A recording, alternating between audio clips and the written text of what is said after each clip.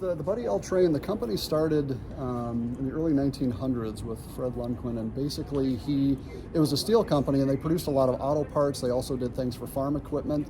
And then one day he thought, which is actually really a sweet story, he wanted to make a toy for his kid. He wanted to make a nice, durable toy for his child. And because of that, then we have the Buddy L company now. So they're making toys. So they're making anything from the trains like we have here, planes, cars, some construction vehicles. And what we have here is a train that was this model. These cars here were made between 1926 and 1931. And this specific one was a gift in 1927 to a fellow named George Fenn.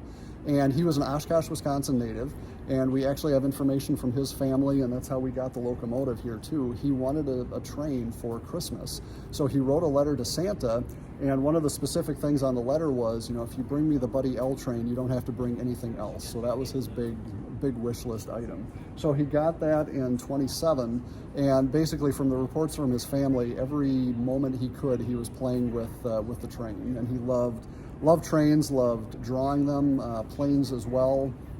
So he would always have a lot to do with that. And one of the cool things then too later on, with his love of technology like this, with the trains and the planes, he ended up in high school going and learning how to fly. And then in 1942, with the start of, or just after the start of World War II, he joined the Army, and he was certified as a fighter pilot.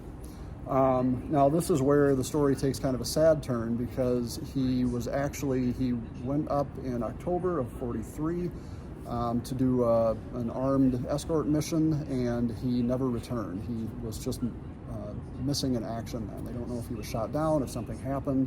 So he never was able to return to his family. He actually had written a letter to his family just 6 days before he took that flight. So the family kept his train set here, some of the track, and they just kept it for all those years. And it was actually his sister then that took it to her home, her and George's then brother-in-law, and to let their kids play with it. So it stayed in the family, and it was kept like that.